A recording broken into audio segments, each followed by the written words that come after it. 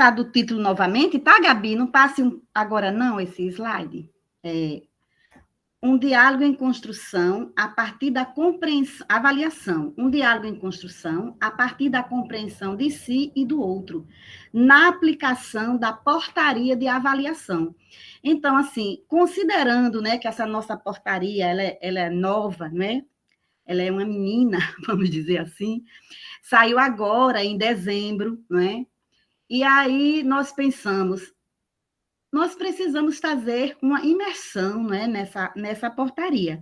E aí coincidiu, chegou a Genate e pensamos, né, Jaqueline, e deu certo. E aí criamos esse título, né, essa compreensão de si e do outro, na medida em que a avaliação, né, ela, vamos dizer assim, que ela exige, né, essa vivência, né, de relações interpessoais. No caso aqui, o professor e o aluno, né, nesse processo de avaliação. Então, essa construção, né, dessa compreensão de si e do outro, sobretudo a partir do professor, para com a criança, o adolescente, o jovem, né, o adulto e o idoso, conforme a modalidade de ensino que ele trabalha. Podemos seguir.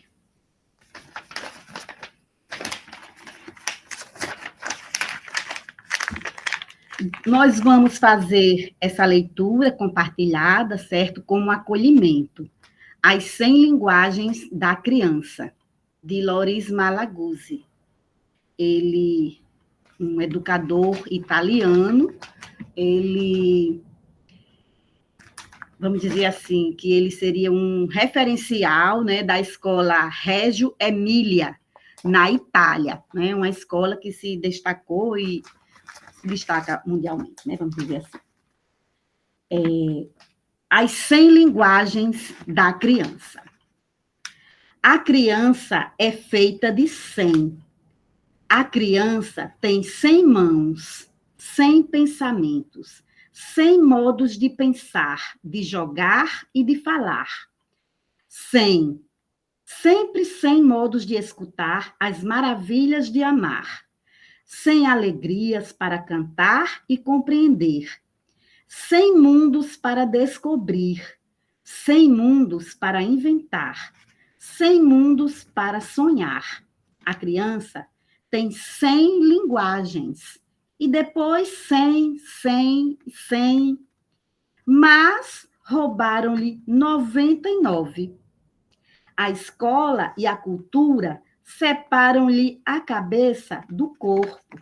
Dizem-lhe de pensar sem as mãos, de fazer sem a cabeça, de escutar e de não falar, de compreender sem alegrias, de amar e maravilhar-se só na Páscoa e no Natal. Dizem-lhe de descobrir o mundo que já existe, e de 100, roubaram-lhe 99.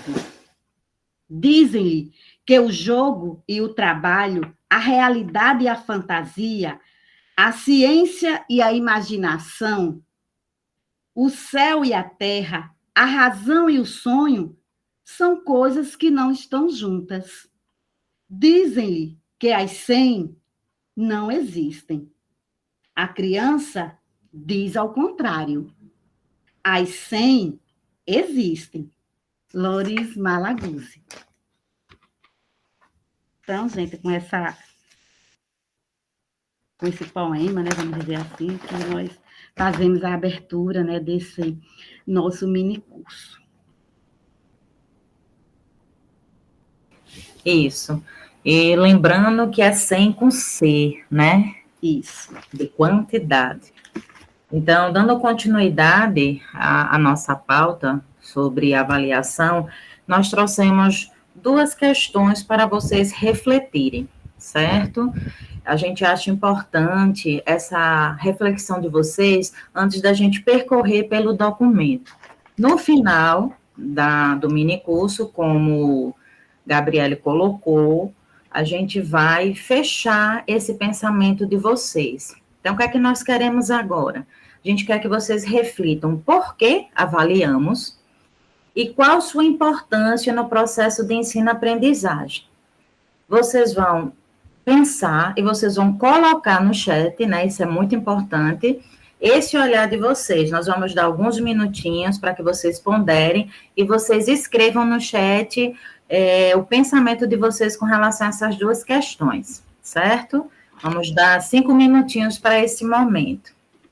Pronto, gente, nós demos o tempo. Quem desejou se pronunciar foi colocado no chat. Obrigado, né, pela participação. E agora a gente vai dar continuidade à nossa pauta, né? Toda sua, graças. Aqui, gente, nós nos preocupamos porque fazer essa imersão, né, na portaria, nós estamos trabalhando com normas, né, com as leis que regem o ensino. E aí, para não ficar aquele estudo, assim, muito árido, né, nós resolvemos trabalhar também com as charges. E aí, que leitura, né, a gente pode fazer, né, esse gênero textual, né, que a partir de uma brincadeira, ele pode revelar, né, assuntos bem importantes, no caso aqui, a avaliação. Se a gente for fazer uma leitura dessa imagem, né, olha o que está escrito no balão.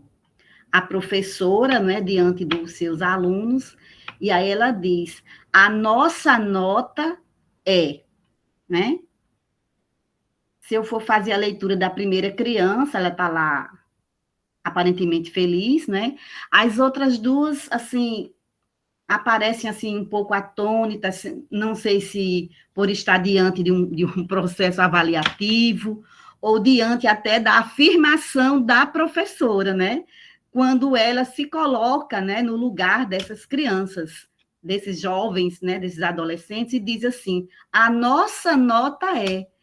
A professora, ela também buscou para ela, né, o seu compromisso nesta avaliação que ela fez ou está fazendo, né?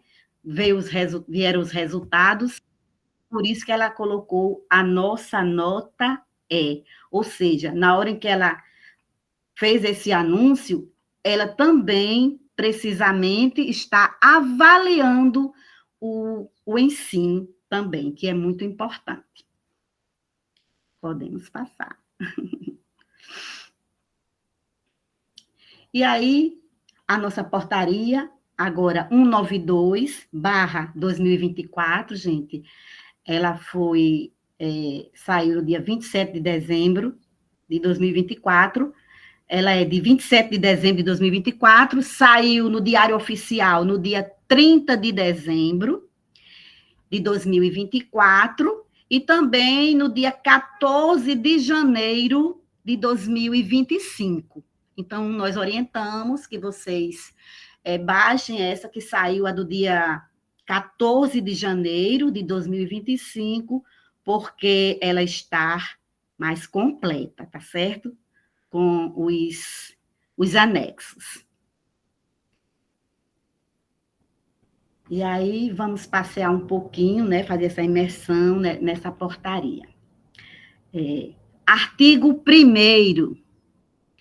Estabelecer que a avaliação escolar do processo de ensino e aprendizagem da Rede Municipal de Ensino do Natal será regida pelas normas estabelecidas nesta portaria, em consonância, né, com os artigos 23, 24 e 31 da Lei de Diretrizes e Bases da Educação Nacional, também com os artigos 32, 33, 34 e 35 da Resolução do Conselho Nacional de Educação, né? E também em consonância com outros artigos das diretrizes curriculares para a educação básica e ensino fundamental, e também em consonância com a Base Nacional Comum Curricular, e ainda com os dispositivos legais aplicáveis à rede municipal de ensino, tá certo?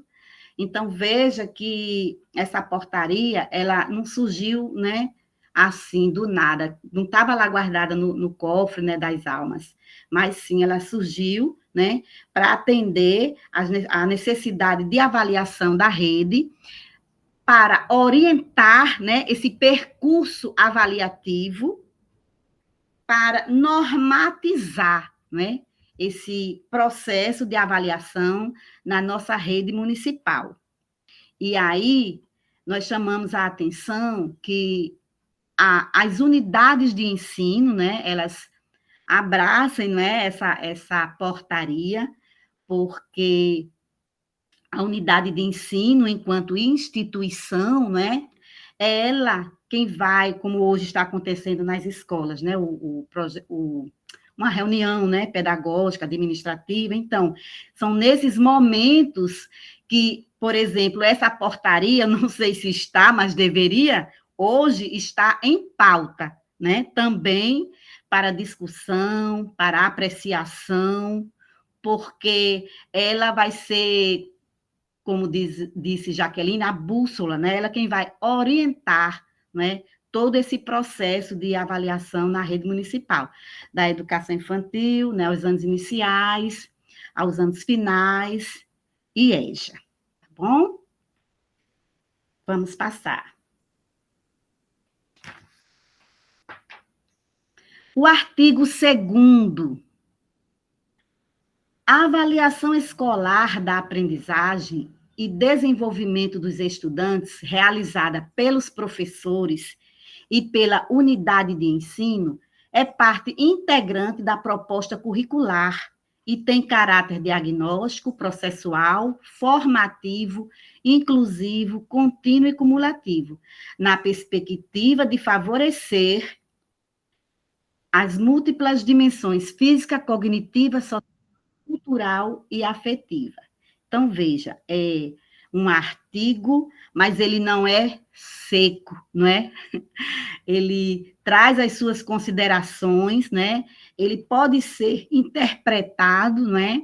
Ele tem seu caráter, vamos dizer assim, apesar de ser normativo, mas ele traz esse caráter assim subjetivo, certo? Na hora que, enquanto professor, né, preocupado com esse processo avaliativo e sabendo da importância dessa normatividade através da portaria, eu preciso ter essa compreensão, né, fazer essa interpretação da norma e aplicar, né? E o que está posto aqui, veja que ele considera, né, a criança, o adolescente, o jovem, o adulto, enfim, como um sujeito pensante, né?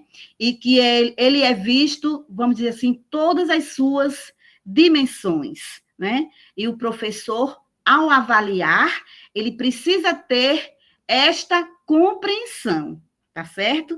E aqui, mais uma vez, eu retomo a importância da unidade de ensino, da escola, né? Da equipe gestora, também ter esta compreensão. Então, essa norma, essa portaria, ela não é apenas para o professor de educação física, de história, de geografia, da educação infantil, dos anos iniciais da EJA, né? Ela é, sobretudo, e mais ainda, da instituição, não é? Porque não é o professor sozinho na sua sala de aula, ali nas 4 paredes, que, vamos dizer assim, que participa, que realiza a avaliação. A instituição precisa ter, né, essa compreensão da importância desse processo e ela direcionar, certo? A partir de um plano de ação, né? E aí divulgar na escola para que todos sigam essa orientação a partir dessa perspectiva, vamos dizer assim, coletiva, tá certo? Não é cada professor usando a portaria e cada um na sua sala, fazendo a seu modo, a seu jeito, mesmo que com o direcionamento da portaria. Então, é importante que toda essa proposta curricular, todas essas avaliações diagnóstica, processual, formativa, a instituição, ela, vamos dizer assim, encabeça esse trabalho, ela direcione, certo? Esse trabalho do processo avaliativo, enquanto uma ação coletiva, tá certo? Nessa busca de avaliar para ensinar melhor, não deixando o professor sozinho, tá bom, gente?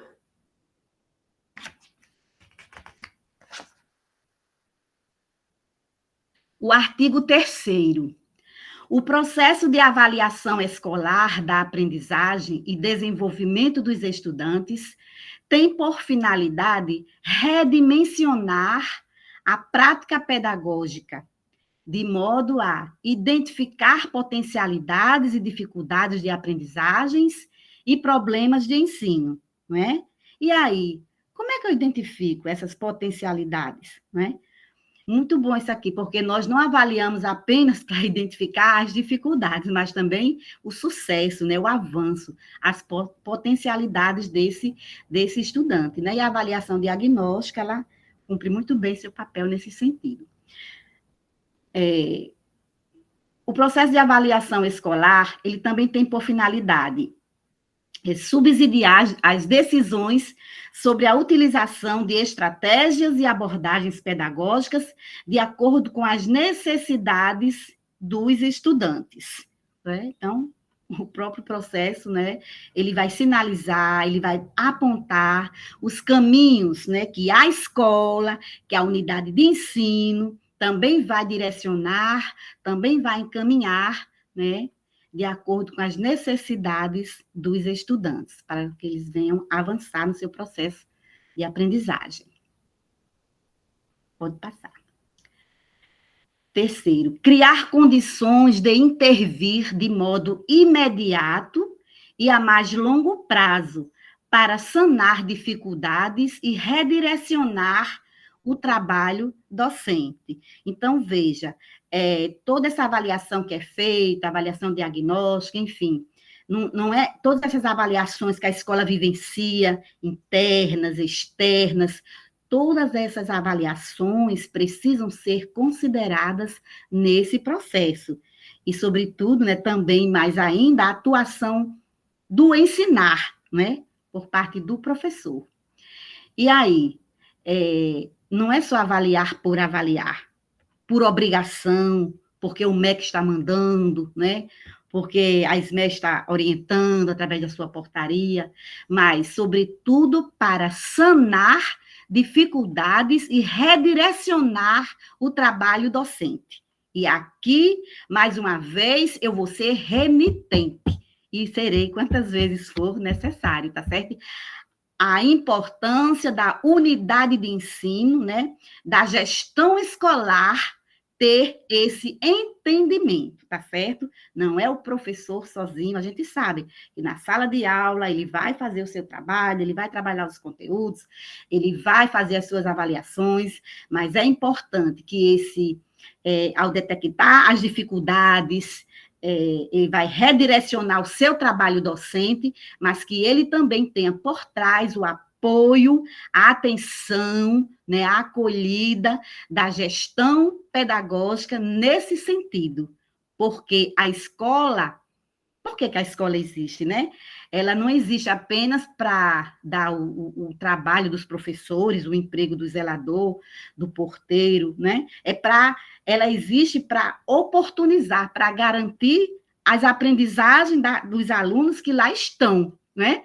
Porque se isso não acontecer, é como se essa instituição, ela não cumprisse, vamos dizer assim, o seu papel. Então, por isso a importância de, nesse processo, né, seja a curto prazo, seja a longo prazo, ela precisa, nesse processo avaliativo, não deixar o professor sozinho, mas também ter no seu plano de ação anual essa intencionalidade, né, de estar sempre redirecionando, né, a rota, o caminho. 4º, assegurar o direito do estudante e da família de serem informados sobre a frequência e os resultados de avaliação em cada período, bimestre ou ano letivo. Então, aqui, assim, as escolas, elas têm autonomia, né, relativa, mas elas têm, para encaminhar essa forma de como chegar nos pais, na família, o resultado dessas avaliações. Então, tem escolas que fazem boletim, enfim, cada escola, contanto que faça, que ela não deixe de estar conversando com essa família e de dar resposta para esses resultados, né? E aqui, como tem a palavra frequência desses resultados, eu também vou buscar a questão da frequência enquanto presença do aluno, porque nós estamos falando de avaliação, né, de ensino, e esse processo de aprendizagem de ensino, ele só vai acontecer, vamos dizer assim, de forma profícua, de forma significativa, se tiver a presença da criança, do estudante na escola, né? Então, isso também é um ponto eu diria que é um ponto de pauta, assim, muito importante da unidade de ensino, tá certo? É uma instituição, ela tem que ser responsável por esse, vamos dizer assim, como é que eu digo? Por essa infrequência das crianças, que está sendo algo muito sério, né? Não só nas escolas do município de Natal, mas do Brasil inteiro, e a gente sabe o porquê, né? A questão da pandemia e tudo mais, mas nós não podemos vivenciar esse contexto com naturalidade. Ah, foi devido à pandemia? Não, mas não, gente. Então, é preciso buscar essas crianças, esses estudantes para a escola, para poder, como diz o artigo, aliás, o inciso 5, assegurar o direito, né, desse estudante de aprender. Porque se ele não estiver na escola, né, ele não vai aprender por telepatia, não é? Então, vamos lá.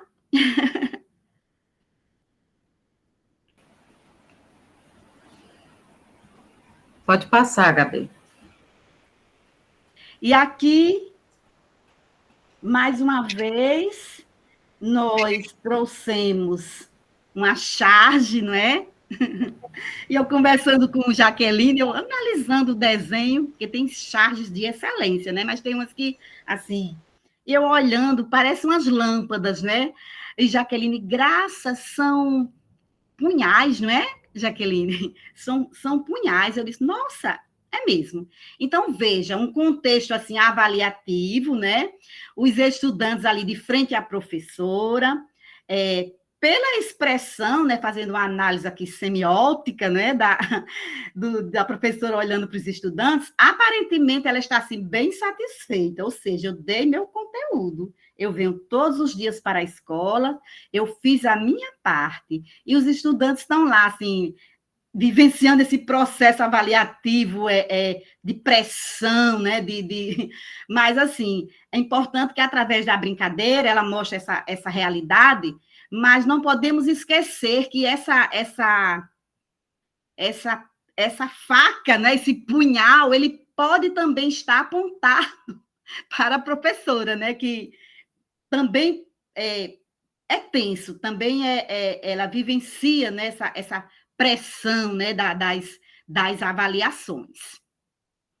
Pode passar, Jaqueline. Certo. E aí, continuando, né, pegando um gancho nessa fala de Graças, a gente queria que vocês refletissem como é que o aluno, ele vê essa avaliação do ponto de vista dele, né? Pode passar, Gabriele. E aí, no 4º artigo, ele traz para a gente quais são os instrumentos de avaliação. Né? Veja que a portaria, ela é mais do que uma lei, ela é um norte, ela é uma bíblia, né, para o professor seguir quais são os caminhos que ele deve traçar com relação às suas avaliações. Né? Se essa avaliação, no caso aqui do 4º artigo, né, que reflexão ela traz para a gente? Como é que está sendo os instrumentos que nós estamos utilizando no dia a dia em nossa sala de aula? Esse instrumento, ele tem procedimentos variados? Quando você vai avaliar o ritmo do seu aluno, se ele está aprendendo ou não, você usa atividades práticas, atividades em grupo, você utiliza a atividade escrita, que é importante, né? Como é que você está fazendo essa avaliação? Você, no caso, os 4º e 5º anos, você orienta seus alunos a produzirem seminários? Então, assim, a forma como nós avaliamos, ela diz muito sobre essa questão da nossa prática. E ela também diz muito se a gente está oportunizando ou não esse aluno a aprender. Aí, aqui no segundo tópico, ele coloca que a elaboração de instrumentos e procedimentos variados de avaliação e a definição do seu teor em conformidade com a proposta pedagógica. Ou seja, eu estou avaliando o que eu passei de conhecimento para o meu aluno, o que ele vivenciou na sala de aula, ou a minha avaliação está fugindo disso, né? Volta aí a charge, por favor. Veja que nessa charge, eles estão com ar de preocupado, eles estão aflitos. E a avaliação não é para ser assim. A avaliação, ela é para ser um momento de reflexão, onde aquele aluno ele vai parar para pensar, eu aprendi isso que o professor deu naquele dia. Isso eu gostei, eu fixei.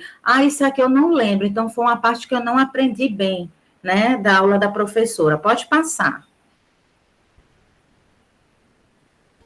Gabi? Pronto, pode ir para o outro tópico. E aí nós vamos observando que a nossa avaliação, ela tem que ter a prevalência dos aspectos qualitativos sobre os quantitativos da aprendizagem, certo? A gente sempre tem que ter esse olhar. Muitas vezes nós observamos que o nosso aluno, ele participa da aula, ele faz as atividades, e às vezes numa avaliação que a gente faz por escrito, ele está nervoso, ele não se sai bem. Mas se a gente acompanha esse aluno e conhece esse aluno, a gente sabe, né, avaliá-lo no aspecto qualitativo. Aí aqui também coloca que o desenvolvimento de estratégia de recuperação e recomposição das aprendizagens para que os estudantes, né, com menor rendimento ou frequência insuficientes, tenham condições de ser devidamente atendidos ao longo do ano letivo, evitando sempre que possível a reprovação. Então, isso aqui nós frisamos porque isso aqui é um ponto muito importante, né? Vocês colocaram algumas questões pertinentes a esse tópico, isso é muito importante lá no chat, onde vocês colocaram, né, e observaram que você precisa, na avaliação, ter aquele vai e aquele volta, certo? Você precisa observar como é que esse aluno está se saindo. E aí, dentro desse processo avaliativo, que o ideal é que ele seja contínuo, e não que o professor passe o período todinho dando a sua aula, e só lá no final que ele vai avaliar. Se ele tiver esse comportamento de só no final avaliar, ele tem como contemplar esse tópico? Não. Agora, se esse professor, ele tem em sua prática essa questão, eu dei um conteúdo, vamos ver aí como é que os alunos estão se saindo, faço uma enquete, divido eles em grupo e peço para eles colocarem a opinião deles, peço para eles representarem. Então, ali eu já vou observando no meu dia a dia como é que esse aluno está se saindo, como é que está ocorrendo a aprendizagem dele. E é nessa perspectiva que a portaria ela vem reforçando isso, certo? A importância da estratégia de recuperação e recomposição dessa aprendizagem, para que esse aluno ele só não venha a ser avaliado lá no final do processo, né, no final do bimestre. Outra coisa também importante que a portaria coloca é que a realização de 4 reuniões ordinárias, uma em cada bimestre, do conselho de classe, né? Esse acréscimo, que é diferente da outra portaria, nós vamos ver mais para frente, é porque a partir de agora, a avaliação do primeiro e do segundo ano, eles terão que ser respaldados pelo conselho de classe, certo? Então, a cada final de bimestre, o conselho de classe vai se reunir, o professor vai apresentar o resultado, e aí vai ser feita uma análise, certo? E o objetivo é para acompanhar o rendimento dos estudantes, monitorar o desenvolvimento das estratégias de recomposição de recuperação e recomposição das aprendizagens adotadas, certo? Mediante o plano de trabalho. Mais para frente, a gente vai retomar esse tópico aqui, porque nós vamos falar sobre as fichas de avaliação, né, que fazem parte agora da portaria nova. Pode continuar. E aí, continuando... Não, volte um pouquinho, por favor. Pronto. Não, pode seguir, porque eu pensei que eu ainda não tinha falado. Isso. Pode dar sequência. E aí a gente traz né, como Graça já falou muito bem, as charges para a gente ir refletindo, né, de acordo com a lei, como é que nós estamos, o que é que a gente precisa melhorar. O professor, ele é um profissional que ele tem que estar sempre em busca do conhecimento, certo? Nós nunca sabemos demais, nós sempre temos algo a aprender e algo a melhorar. Então, a nossa reflexão é em cima disso. Por exemplo, nessa charge, né, a professora pergunta: alguma dúvida acerca do trabalho em grupo sobre o sistema respiratório? E o aluno vai e pergunta: sim, professora, o que é um trabalho em grupo? Eu, como professor, eu posso pedir ao meu aluno que ele desenvolva uma avaliação, ou uma técnica, ou uma apresentação, se eu não dei a ele repertório, subsídio para isso, eu posso, eu devo, ou aquele aluno ele tem que ser avaliado em todas as coisas que ele vivencia, que ele tem a oportunidade de aprender. Pode continuar, Gabriele. E aí nós trazemos também outro questionamento, né, outra reflexão para a nossa prática. Questão 1. A soma 2 mais 2 igual a 4. Está a assinalar uma resposta qualquer. A, certa. B, correta. C, exata. D, bem feita. Então, o que é que a gente traz nessa reflexão com vocês? Que, às vezes, nós damos uma excelente aula. Às vezes, o nosso aluno aprende, participa, está atento, mas na hora da gente elaborar os nossos instrumentos avaliativos, a gente peca. A gente faz um instrumento que não favorece que ele demonstre a aprendizagem dele. Né? Uma orientação que muitas escolas adotam e a gente endossa é que essa avaliação, quando o professor produzia, que a gente está falando de uma avaliação escrita, é importante ter o outro olhar, né? O coordenador, o diretor pedagógico, ou outro colega de área, para que analise se está claro o que você quer naquela questão. Porque às vezes o aluno ele pode saber, mas ele não conseguiu identificar no enunciado ou na forma como a avaliação foi apresentada o que é que você está pedindo. Então, a gente traz, né, essas duas imagens para reflexão mesmo sobre a prática da gente. Pode continuar. E aqui no seu artigo 4º, parágrafo único, cabe à Secretaria Municipal de Educação a oferta de programas, projetos que possibilitem a aceleração de estudos para os estudantes com defasagem, idade, série, idade e ano. Né? E isso não podemos negar que a Secretaria vem fazendo, né, a sua tarefa de casa, vamos dizer assim, muito bem. Nós temos o programa de correção de fluxo, Se Liga e Acelera, né? Em parceria com o Instituto Ayrton Senna, que já vem, né, há muitos anos desenvolvendo essa parceria, né, no sentido de estar regulando, né, colocando essas crianças, esses adolescentes, na sua idade e ano correspondente, não é? E também contribuindo para a alfabetização dessas crianças, desses adolescentes até, e para o avanço, né? Na hora que eles têm a oportunidade de saltar 1 ano, 2 anos, enfim, onde ele corrige o seu fluxo. Então, mais um momento aqui, eu chamo a atenção para as instituições de ensino, para as unidades de ensino. Olha a responsabilidade, né? Então, e também agora temos o Avechadas, não é, Jaqueline? Que também, nesse sentido, com os anos finais, não é? Então, veja a responsabilidade das unidades de ensino. A equipe vai às escolas, a equipe faz a avaliação, ela detecta, identifica que na escola X tem tantos alunos, né, com distorção idadiano, tantos alunos que, além da distorção, também não estão alfabetizados, enfim. E aí, nessa escola, precisa que seja implantado, implementado o programa, não é? Se liga e acelera de correção de fluxo, né? Então, eu chamo a atenção aqui, porque muitas vezes a equipe se depara com a negação da instituição. Ela não quer, entendeu? A gente sabe que tem situações e situações, não é?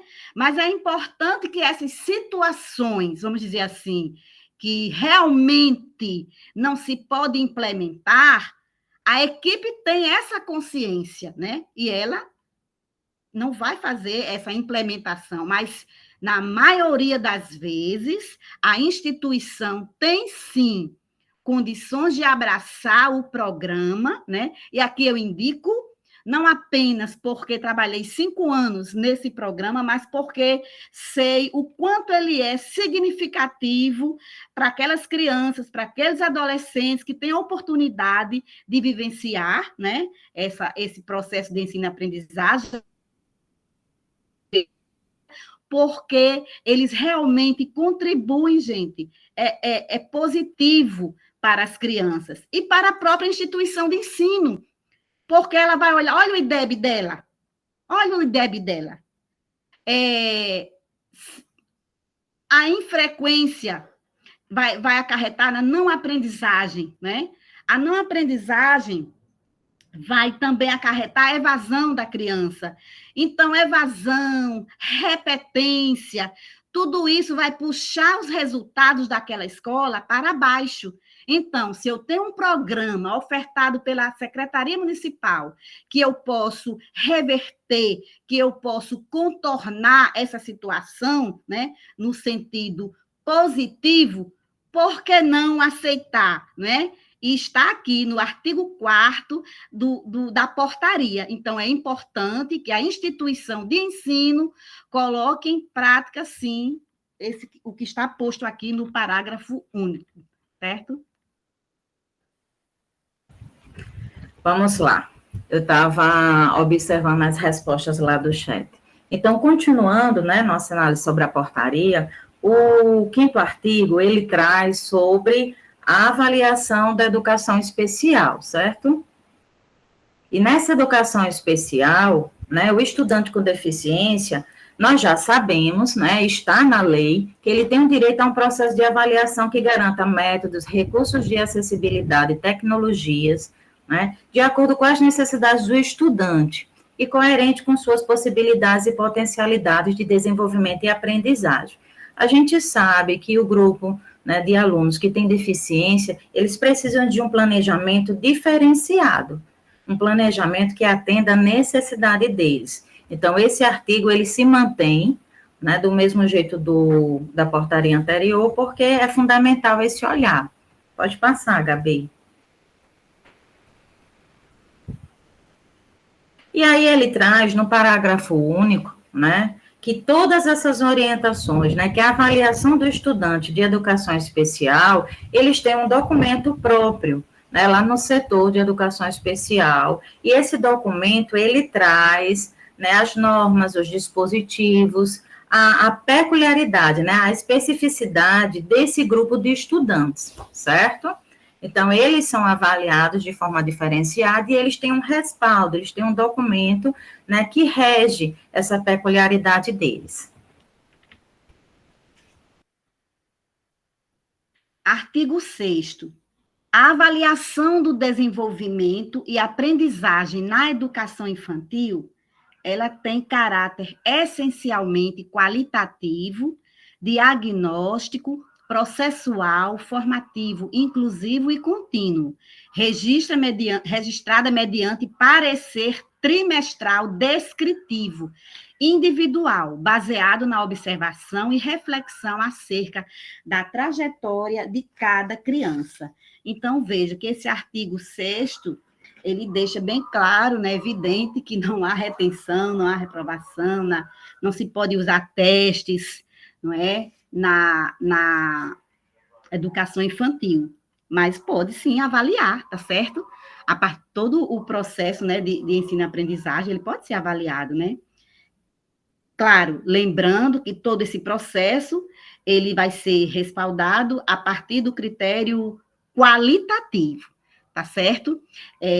Baseado nessa observação e reflexão de toda a trajetória que a criança vivencia. Na educação infantil, as crianças, elas têm a oportunidade de vivenciar o que está posto lá na BNCC, a questão dos campos de experiência, né? Então, a partir dessa vivência, com eu, outros e nós, o corpo, gestos e movimentos, traços, sons e cores, escuta, fala, pensamento, enfim, a partir desses campos de experiências vivenciados pelas crianças, né? A leitura, a literatura, né? Não é pelo fato de que não vai ser avaliado nos aspectos também quantitativos que a criança não vai vivenciar, né, essa possibilidade, esses multiletramentos, certo? Então, ela vivencia, sim, as unidades de ensino, os CMEs, né? Eles precisam ter também essa compreensão de estar explorando muito com essas crianças, né, nos seus campos de experiência, essa vivência, né, literária, essa vivência com o letramento, né, sem cobranças nesse sentido de buscar aquela alfabetização mesmo assim, ao pé da letra, vamos dizer assim, mas que a criança precisa, sim, ter essa vivência com a escrita, com a leitura, porque ele vive isso na vida, né? Em casa, na rua, enfim. Aí a gente acredita, né, e que os campos de experiências vai contribuir muito para isso dentro da sala de aula. Então, é importante esse destaque, né, em relação à educação infantil. E esse parecer, ele vai, é o que a gente chama de relatório, né? São os relatórios. Pode passar, Gabi. É o parecer descritivo que o professor faz, né, daquela criança. Ficam vetadas quaisquer práticas de testagem para classificação, retenção ou promoção de um nível para outro na educação infantil, ou para acesso ao ensino fundamental. Então, ele vai de um nível para outro, vamos dizer assim, naturalmente, certo? Sem testes ou coisa parecida. Parágrafo 2º. O prazo máximo para o processo de elaboração, análise e registro no diário de classe, no sistema eletrônico, né, no SIDAD, é de 15 dias corridos após o término do trimestre, exceto no terceiro trimestre, quando deverá ser entregue impreterivelmente nos dias determinados para tal no calendário de atividades da unidade de ensino, né?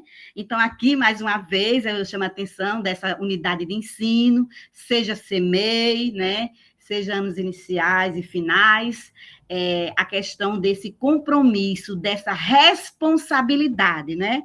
Com o fazer, né? Com o processo avaliativo, mas também com o registro e o compromisso, né, de se respeitar o tempo hábil para a entrega dessas atividades, porque, às vezes, tem situações que os relatórios eles precisam ser repassados para o coordenador fazer uma análise também, não é?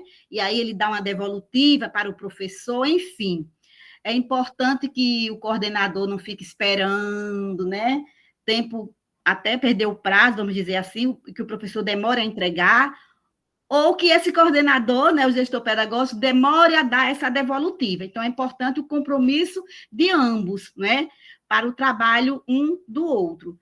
O professor, o gestor e o coordenador. Então, compromisso e responsabilidade, né, em tempo hábil, para dar conta desses registros, desses relatórios. Ainda sobre o artigo 6º, ao término de cada trimestre, o registro deve ser entregue à equipe pedagógica para análise e devolutiva ao docente. Então, como eu falei, respeitar o tempo hábil. Inciso 1º, o parecer descritivo deve constar no diário de classe, no sistema eletrônico, ao término de cada bimestre. Inciso segundo, o percurso avaliativo deve ser compartilhado com os responsáveis pelas crianças ao final de cada trimestre, no caso aqui da educação infantil, e aí as unidades de ensino, os CMEs, eles têm também a sua autonomia relativa, mas tem. E aí cada CME se organiza, né, dentro da sua especificidade, né, das suas singularidades, e cada CMEI tem a sua forma, vamos dizer assim, de estar compartilhando com esses pais, com esses responsáveis, dando a resposta para eles, né, ao final de cada trimestre, como está o progresso, né, daquelas crianças. Artigo 3º. Em caso de transferência, no transcorrer do ano letivo, o registro descritivo deve acompanhar esse processo. Então, às vezes, a criança ela é transferida. E aí a professora, no meio do percurso, né? No primeiro mês, no segundo, a professora não vai dizer assim, eu só vou entregar no terceiro trimestre, no final. Não. A inspeção, o secretário da escola chegou, solicitou, porque a criança, os pais pediram a transferência, o professor, de imediato, né, claro que dentro daquele tempo hábil que ele é dado, ele organiza esse relatório, esse parecer descritivo e entrega, né, depois em comum acordo com a gestão, a coordenação, para a secretaria registrar na transferência da criança, tá certo? Pode passar.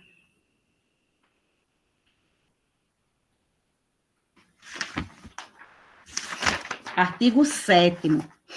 Nos 2 primeiros anos do ensino fundamental, né, o ciclo de alfabetização, o registro da avaliação escolar do estudante será realizado bimestralmente, mediante fichas de acompanhamento da aprendizagem e desenvolvimento, de acordo com as competências e habilidades previstas para cada ano de escolaridade e componente curricular. Então, aqui é um novo, vamos dizer assim, que aparece nessa portaria. E aí, mais para frente, Jaqueline vai falar, certo? Dessas fichas avaliativas. Parágrafo 1º. Não haverá retenção para os estudantes do primeiro ano do ensino fundamental. Não haverá, certo? A criança passa para o segundo normalmente. Pode passar a promoção automática, né? Do primeiro para o segundo. Ainda sobre o artigo 7º. E aqui, gente, nossa mãe, eu chamo muita atenção, tá, gente? É muito sério. Eu diria que até grave, sabe? Parágrafo 2º.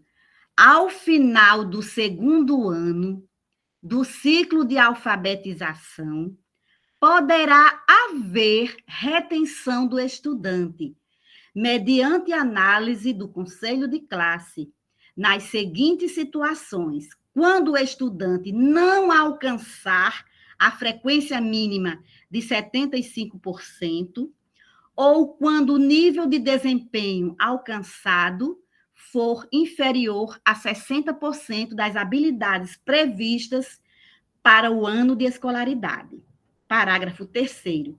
Para efeito de possível retenção, a frequência mínima de 75% é obtida pela média aritmética da frequência do estudante do primeiro e segundo ano no ensino fundamental. Então, veja bem, a seriedade, gente, a gravidade aqui, que está nesse artigo. Eu digo isso assim, porque isso vai ser muito relevante na escola, tá certo?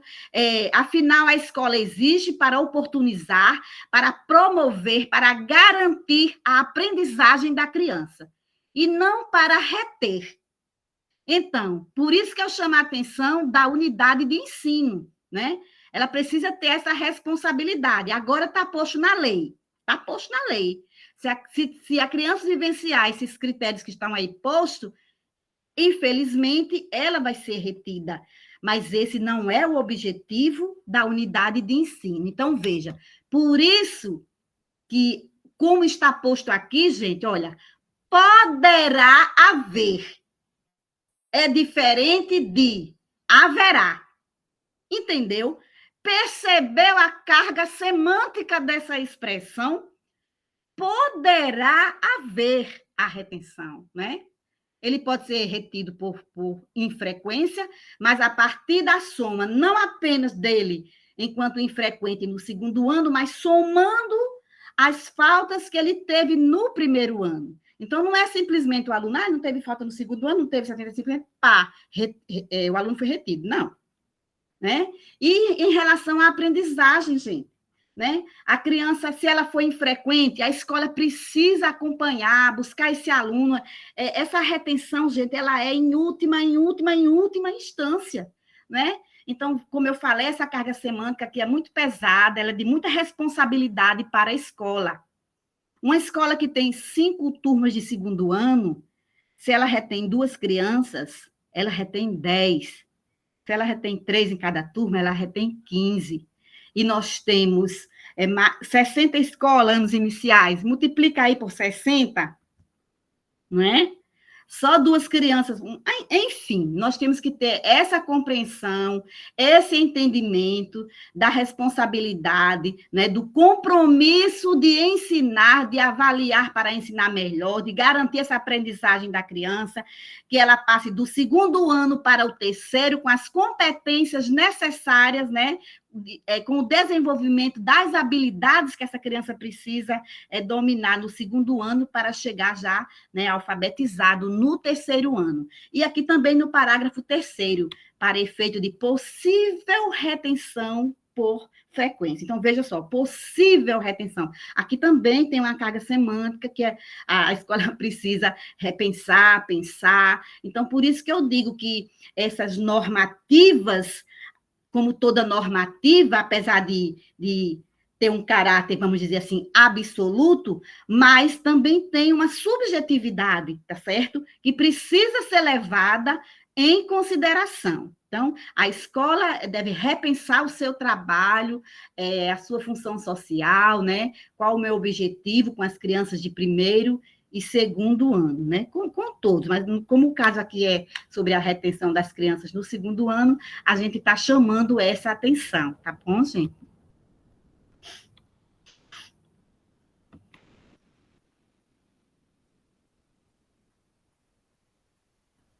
Edilza parece que quer falar, Jaqueline. A gente não quer... Eu vi que ela levantou a mão. Assim, Edilza, a gente não quer abrir para um debate, porque isso aqui não é um debate, tá certo? Essas discussões, elas devem ser realizadas na escola, na unidade de ensino, tá bom? Você pode colocar no chat qual é a sua fala, assim, enfim. Ela chegou um pouco depois das orientações que o Gabriele deu, que a gente iria percorrer todo o documento e, no final, que a gente abre, né, para as falas, para não perder, né, o encadeamento, já que é um documento... Ela está perguntando se esses prazos seriam para todos os anos de ensino. Eu diria que sim. Eu já respondi, eu acho. Porque o compromisso, a responsabilidade é de todos, né? Então, se você tem um resultado para entregar, você tem que cumprir, não é? Não vai esperar o quê, né? Virar uma caveira para poder entregar esse resultado. Tem que entregar, tá certo? Cumprir os prazos é um compromisso importante, independente de ser uma instituição pública ou privada. A responsabilidade e o compromisso tem que ser igual, tá bom? Ainda sobre o... Pronto, já fechei, né? Deixa eu ver aqui.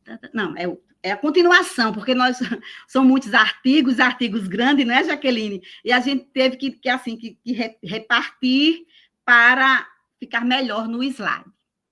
Parágrafo 4º, a unidade de ensino deverá estabelecer um plano de recomposição da aprendizagem para os estudantes que tiveram avanço ou reprovação referendado pelo conselho de classe ao final do segundo ano do ciclo de alfabetização.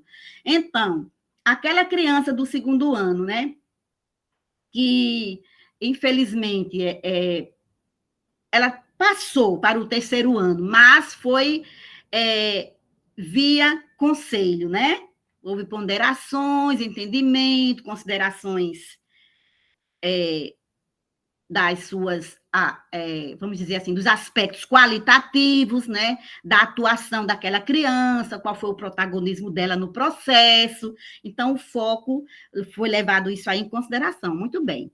Então, isso quer dizer que a criança vai para o terceiro ano, porém, ela vai com lacunas. Então, por isso, a escola deve, né, fazer uma relação dessas crianças que foram para o ano seguinte e fazer um plano de recomposição, certo?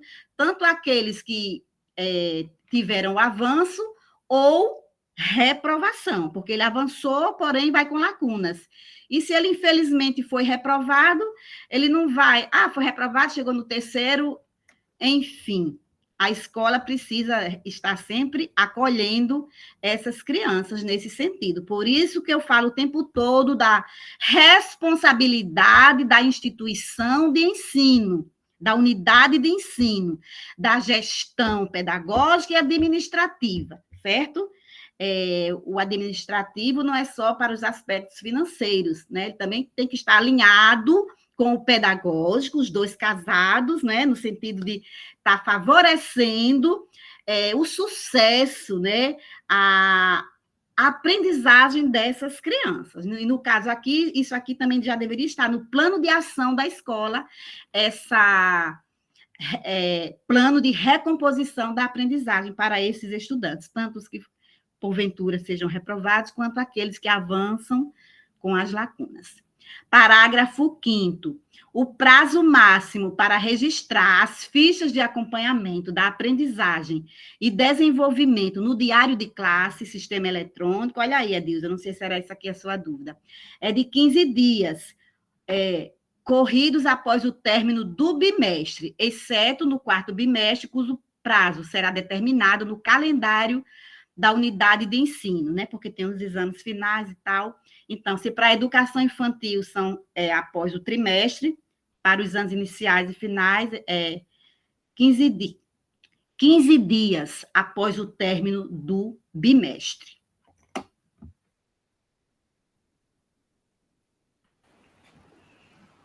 E aí, seguindo, né, a nossa visão, a gente traz essa outra charge sobre o olhar do professor quando ele está fazendo a avaliação com seu aluno. Né? A professora diz, nossa, que orgulho, a Maria acertou uma resposta, finalmente. O outro fala, nossa, que decepção, o João sempre tira a nota máxima e hoje errou uma.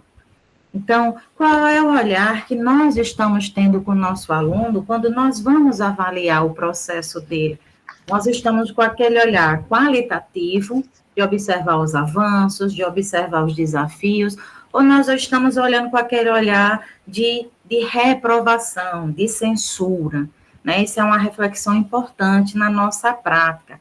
Por exemplo, esse segundo professor, qual seria a reflexão que ele deveria ter?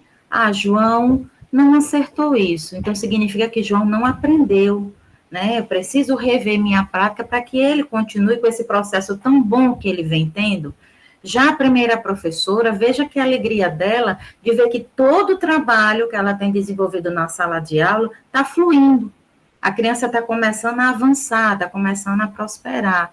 Então, esse nosso olhar como professor, ele é muito importante. Quando eu e Graça, né, estávamos preparando o material para vocês, não foi, Graça? Inclusive, eu lembrei de uma situação, né, vivida por mim, com relação a esse segundo professor, que o professor me chamou para ir ao quadro, né, realizar uma atividade, e eu errei. Eu era adolescente na época. Faz um tempinho só, né? E eu errei essa questão. E o professor, ele olhou para mim e disse assim, eu não acredito, Jaqueline, que você errou essa questão, na frente de todo mundo. Então, por que eu estou trazendo essa experiência para vocês? Porque nós, como professor, nós temos um peso muito grande na vida dos nossos alunos. A gente não faz ideia de como nós somos importantes para eles, de como nossa prática é importante. Então, a gente, muitas vezes, não por maldade, eu tenho certeza que o professor não falou isso por maldade, mas ele estava tão acostumado a eu me sair bem, né, eu participar das atividades, que naquele momento que eu não me saí bem, ele ficou, tipo, frustrado e expôs isso no grupo. E a gente tem que ter esse zelo com o aluno, e a gente tem que entender que o aluno ele está no processo de aprendizagem. E esse processo de aprendizagem não significa que você vai estar acertando o tempo todo, não. Às vezes você vai estar errando, às vezes tem uma coisa que você não compreendeu, você precisa reavaliar o que você não aprendeu para continuar aprendendo. Então, a gente precisa ter esse olhar empático com nossas crianças, para que elas não se sintam frustradas e percam o interesse de aprender, e percam o interesse de avançar, né? Muito, por exemplo, as crianças pequenas, o primeiro, segundo ano, que é um processo de alfabetização, eles estão muito nesse processo, né, de erro, de acerto, de analisar suas hipóteses. Então, o professor, ele tem que ter esse olhar de incentivo, né, que ele acredite que esse aluno, ele vai sempre estar evoluindo. Pode passar, Gabi. E aí, no artigo 8º, ele traz que do 3º ao 9º ano, né, do ensino fundamental, os resultados das avaliações serão expressos bimestralmente em notas, né, na escala de 0 a 10. Esse artigo, ele já é conhecido da nossa rede, ele já é uma prática, a questão da nota. O diferencial que esse artigo está trazendo é que o 3º ano, que o ano passado, né, a sua forma de avaliação era o relatório, a partir desse ano passa a ser com nota, certo? Igual aos demais anos do 4º ao 9º ano. E uma coisa importante que a gente frisou para vocês, mesmo aquele aluno que é com nota, é necessário que sejam aplicados, né, 3 atividades diferentes, 3 instrumentos diferentes no procedimento de avaliação para obter a nota desse aluno. Foi aquilo que eu falei logo no início, né? Que instrumentos eu estou utilizando? Como é que eu estou avaliando esse aluno? Eu estou deixando para avaliá-lo só lá no final, fazendo uma prova escrita? Eu estou avaliando no processo? Eu estou utilizando atividades em grupo, seminários?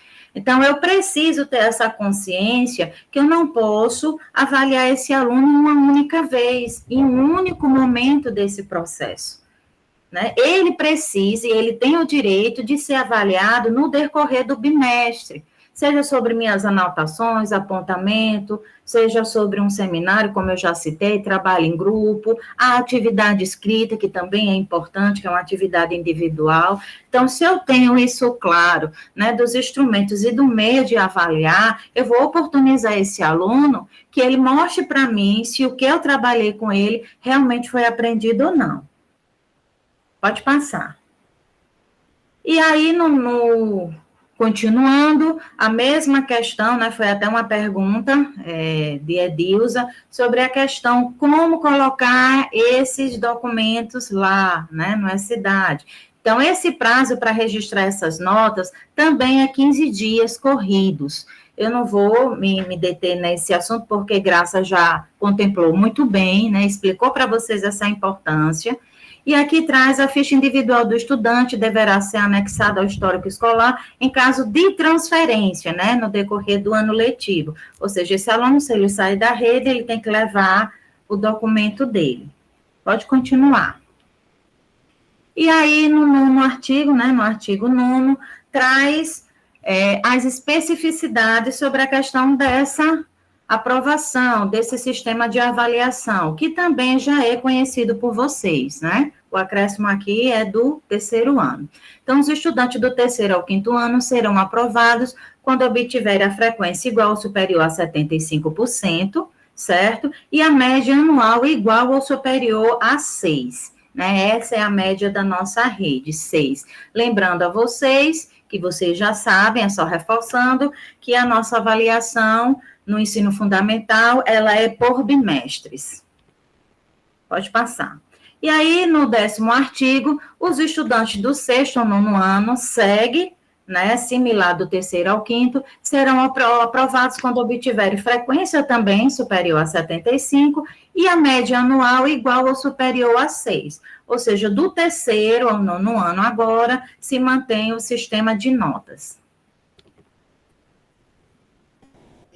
E aí, mais uma vez, agora é uma tirinha, né? Uma história em quadrinhos. Com Chico Bento, né? Chico Isso. Bento rezando, né? Meu anjo da guarda, me ajuda a tirar 10 na prova de amanhã. Me ajuda. E o anjo lhe responde, né? Então, pega estes livros e estuda. Estuda. Pode passar, Jaqueline. E assim, chegamos no artigo 11º, né? Artigo 11. Os estudantes do 3º ao 9º ano que obtiverem média anual inferior a 6 e superior a 2,5, 2,5, com frequência igual ou superior a 75%, realizarão um exame final, certo? Porque a partir do 3º ano já é com nota, tá bom? Pode passar. Artigo 12. Será promovido, após o exame final, no ensino fundamental, o estudante que obtiver média final igual ou superior a 5, calculada com a seguinte fórmula: média final é igual a média anual vezes 2, mais o resultado do exame final, dividido por 3, tá bom? Artigo... Ei, adiantou muito. O 13 é? Tá certo, me perdoe, é o 13 mesmo. Artigo 13. A recuperação de estudos e da aprendizagem é direito dos estudantes e será oferecida de forma permanente e concomitante ao processo de ensino e aprendizagem no decorrer dos anos letivos. Como já destacou Jaqueline aqui, e eu chamo aqui, gente, a atenção mais uma vez da responsabilidade das unidades de ensino, né? O professor, ele tem 30 alunos, ele tem 35, pode até ter 40, né? Em algumas situações, não sei. Mas a unidade de ensino, ela tem 300, ela tem 800, ela tem 1.200, né? Olha a responsabilidade. Então, de estar no seu plano de ação, essa preocupação em garantir a recuperação de estudos e da aprendizagem, porque é um direito dos estudantes. E isso não é para hoje, para amanhã. Isso é para ontem, né? Então, se eu chegar numa unidade de ensino, prontamente a gestão deve apresentar, né, o seu plano de ação, né? Qual o objetivo da escola em relação à alfabetização de todas as crianças, né? Da recuperação, da recomposição dessa aprendizagem. Isto precisa estar posto no projeto político-pedagógico, no plano de ação, né? Não deixem para depois, não deixem porque vai ter uma reunião, porque o projeto político-pedagógico não terminou, enfim. É algo, gente, que precisa estar posto com urgência. Como eu disse, é para ontem. Tem um plano de ação, você faz em 3 laudas, tá certo? 2 laudas. É uma urgência. É preciso que a escola, a unidade de ensino, tenha essa preocupação, que faça reunião com os seus professores, com a coordenação pedagógica, e nesse entendimento, né, nesse trabalho coletivo, se construa, né, esse plano de ação, se é que a escola não já tem, que eu acredito que muitas têm, né, para garantir essa aprendizagem, essa recomposição, né, e também a alfabetização de todas as crianças e a sistematização daquelas que já estão com a aprendizagem. E aqui, gente, eu chamo a atenção para 2 questões. A questão da frequência, né, ou seja, da infrequência das crianças. A gente vai muito às escolas, como eu falei antes, no início. Isso não é um problema só da nossa rede, né, do Brasil, mas é como aquela história que diz, todo mundo tá assim, passando por isso, mas você não é todo mundo, né? Assim que as mães respondem, nós mães. Então, nós temos que cuidar da gente, da nossa casa, tá certo? E garantir essa aprendizagem dessa criança. Então, vamos construir nesse plano de ação, vamos estar preocupados com a frequência dessas crianças, desses adolescentes. Vamos buscar essas crianças, esses adolescentes para escolas. Vamos conquistá-los, vamos trazê-los para que eles sintam gosto em estar ali presente na escola todos os dias. Então, isso é um ponto, assim, número 1, eu diria, né, da gestão. E outra questão, gente, nas escolas de 6º ao 9º ano, os alunos do 6º ano, é algo sério. A unidade de ensino precisa pensar, assim, nessa acolhida, nesse adolescente que chega no 6º ano. Você faz alguma acolhida, algum plano de trabalho para receber essas crianças, esses adolescentes que chegaram no 6º ano? Eu faço. A gente faz um trabalho de uma semana, de 15 dias. Gente, é importante, parabéns. Mas precisa que esse trabalho seja constante durante o percurso anual que esse adolescente está no 6º ano. Olha, eu tenho uma escola na rede que ela tem 9. Um exemplo, 9. Nossa, quantas turmas de 6º ano tem essa escola? 9. Gente, vocês sabem o que é uma unidade de ensino ter 9 turmas de 6º ano? Olha a responsabilidade dessa unidade de ensino com esses adolescentes. Não que as que tenham 2, 3 turmas, que a responsabilidade é a mesma, mas, gente, é um universo muito grande de crianças ali, precisando de atenção, de acolhida, tá certo? Precisando aprender. Então, a gente chama atenção nesse sentido, certo, gente? Pode passar. O artigo 14. Os estudantes que obtiverem média anual inferior a 2,5, ou seja, 2,5, serão automaticamente reprovados. E aí é como a gente já falou, por que esperar chegar ao final do ano e por causa de 1/10, que matematicamente talvez não seja esse 1/10, mas isso aí seria um aspecto quantitativo da questão. E aí, como está na normatização, nós levamos em consideração os aspectos qualitativos, como foi esse protagonismo dessa criança, desse adolescente, que faltou 1/10 aqui para que ele fosse aprovado, né, gente? E uma reprovação, ela é muito triste. É triste para a escola, é triste para essa criança, para esse adolescente. É algo que marca a vida dele, pode ter certeza. Ele pode ser o que for, um neurocientista lá na frente, mas ele jamais vai esquecer dessa situação. Eu vou dar aqui 2 exemplos práticos. Tem um filósofo, que eu agora não estou lembrando o nome dele, mas todo dia ele está na televisão fazendo comentários, e ele disse que ele, quando criança, quando estudava, ele não conseguia se alfabetizar, e a escola chamou a atenção da mãe dele, que não tinha condições de aquela criança ficar ali, ele não estava acompanhando. Ele hoje já deve ter mais de 70 anos, né? Isso era uma escola do século passado, vamos dizer assim. E aí a mãe disse, não, me deu uma chance. E aí ele disse que a mãe dele tirou ele da escola, e ele passou, parece-me que 2 meses em casa, e a mãe fez um trabalho intensivo com ele, usando as múltiplas linguagens, né? Enfim, ele disse que voltou para a escola melhor do que os alunos que lá estavam. Ele teve esse reforço, esse acompanhamento dessa mãe, assim, de um trabalho bem sistemático. E aí, então, veja, porque a escola, em algum momento, chegou para a mãe e disse que ele não tinha capacidade, vamos dizer assim, de aprender, né? E a mãe foi lá e mostrou. Enfim, esse é um exemplo. Eu conheço uma pessoa que hoje já trabalha, é professora, enfim. Eu fico de uma pessoa próxima, e eu acho engraçado porque ela teve uma reprovação no ensino médio.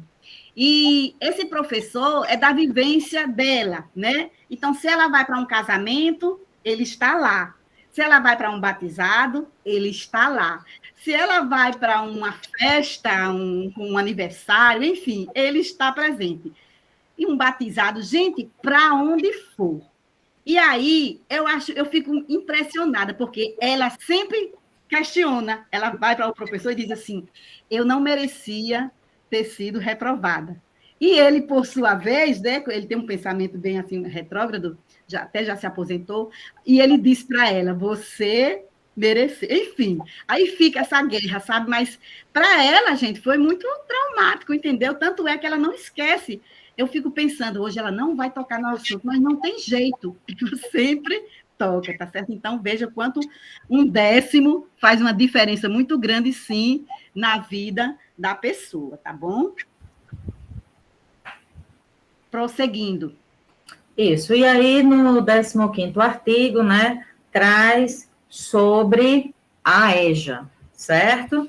Que é a educação de jovens e adultos. Então, a avaliação na modalidade da EJA, ela deve se pautar nas especificidades dos estudantes, né, e dos adultos. Nós sabemos que, do mesmo jeito que ocorre com a educação infantil, a EJA, ela tem as suas peculiaridades. Isso precisa ser levado em consideração no planejamento, na forma de avaliar, né, na própria elaboração do documento que rege a escola, certo? E uma coisa interessante que traz no 15º artigo é que, além desse olhar, certo, essa educação, ela é referendada pela resolução número 3, né, barra 2011, de 27 de dezembro, certo, do Conselho Municipal de Educação. Ou seja, a EJA, ela tem seu próprio documento. E esse documento, ele vai nortear o professor que está nessa área, né, trabalhando, para que ele faça uma avaliação fidedigna e de acordo com a especificidade, certo, deles. Continuando. E aí, no 16º artigo, ele traz para a gente que os resultados dos estudantes do 1º ao 9º ano e da educação de jovens e adultos, certo? Eles seguem aquele padrão que nós já conhecemos, quando nós vamos registrar lá. Aqui é sobre a questão do registro, né, da nomenclatura. O estudante aprovado, ele é lá colocado AP. O estudante reprovado, REP. Então, aqui são sobre as nomenclaturas, que como documento precisa vir especificado. Pode passar. E aí nós temos também os casos de abandono, né, da nossa rede, que também precisa ser registrado, certo? E temos também os casos de transferência. Pode continuar. E aí, no artigo 17, a gente frisa sobre a questão, né, o responsável pelo estudante, ou o próprio estudante, maior de 18 anos, ele pode solicitar a revisão da sua avaliação. Ou seja, é um direito do aluno, quando ele recebe uma nota, ele se questionar, né, se ele acha que aquela nota tem validade ou não, se ele mereceu aquela nota ou não. Aí aqui no parágrafo único traz, a revisão de que trata esse artigo será realizada por uma comissão formada pelo professor do estudante, mais outros 2 professores do mesmo componente curricular ou ano de escolaridade, todos da rede municipal de ensino. Ou seja, a avaliação, ela não é uma coisa em definitivo. O aluno, ele tem o direito, né, está colocado na portaria, de pedir revisão de sua nota, caso ele acredite que a sua nota foi injusta, né, digamos assim, ou merecia uma nota maior, certo? Pode continuar.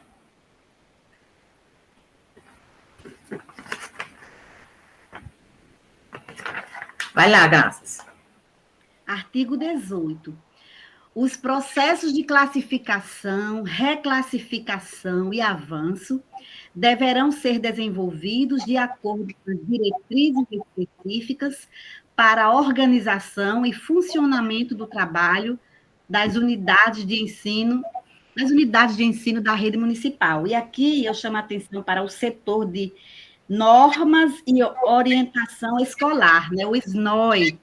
Então, é importante que a coordenação, que a gestão da escola, né, em consonância com o SNOE, né, o setor de normas e organização escolar, receba essas diretrizes, né, que são mais específicas para classificação e reclassificação. Então, assim, Às vezes, gente, a escola, ela recebe um aluno e ele pode estar fora de faixa, ele era um aluno para estar no sexto ano, sei lá, no sétimo, e aí ele vem transferido para o quinto ano. Então, a escola, ela tem autonomia para fazer essa classificação, né, desse estudante, dessa criança. Ela pode fazer uma avaliação, esse documento fica lá registrado na pasta do aluno individual, e ela também pode fazer a reclassificação. Às vezes, uma criança ela é reprovada não por causa das seu domínio das habilidades. Ele é uma criança que tem um pleno domínio da leitura, da escrita. Ela é uma criança que está no terceiro ano, mas devido a muita infrequência, ela chega a ser reprovada por falta. Então, ela vai ser reprovada, mas no início do ano letivo, a escola pode fazer a reclassificação dessa criança, faz o teste, avaliação, essa avaliação fica registrado lá na ficha individual dessa criança, tá certo? Então, para maiores informações e detalhes sobre essa classificação e reclassificação, né, que é o direito dessa criança, a escola pode estar em sintonia, buscando esse apoio das orientações, né, das assessoras do ESNOE, Setor de Normas e Orientação Escolar da ESME. Eu vou dar aqui um exemplo prático.